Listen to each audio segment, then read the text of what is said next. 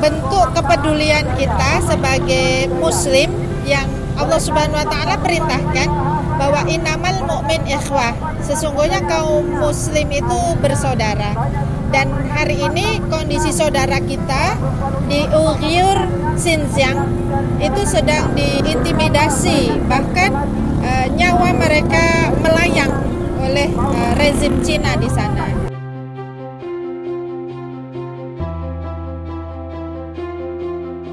Justru inilah bentuk penyadaran kepada masyarakat dan ketukan suara kita untuk para penguasa yang hari ini terkesan diam dengan nasib kondisi Uyghur di Xinjiang, Cina. Padahal kalau kita tengok di preambulnya Undang-Undang Dasar 45 bahwa negara ini berkomitmen tinggi untuk menghapuskan segala bentuk penjajahan di atas dunia.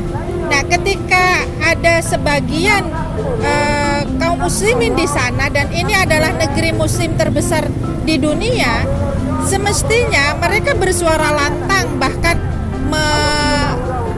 melakukan sebuah tindakan untuk mengakhiri penjajahan muslim Uyghur di Xinjiang, Cina. Gitu. Melihat kondisi hari ini yang dimana sistem kapitalis sehingga para kapitalis yang berkuasa di negeri ini sehingga dengan uangnya mereka membungkam suara-suara muslim hari ini, bahkan suara penguasa hari ini, maka satu-satunya solusi untuk membuat perlindungan bagi umat Islam hari ini banyak sekali kaum muslimin tertindas. Satu-satunya solusi adalah khilafah Islam.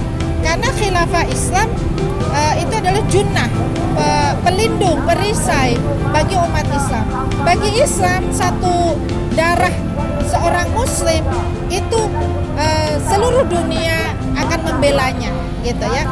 Sehingga seruan yang diserukan di dalam aksi ini adalah Save Uyghur with Khilafah.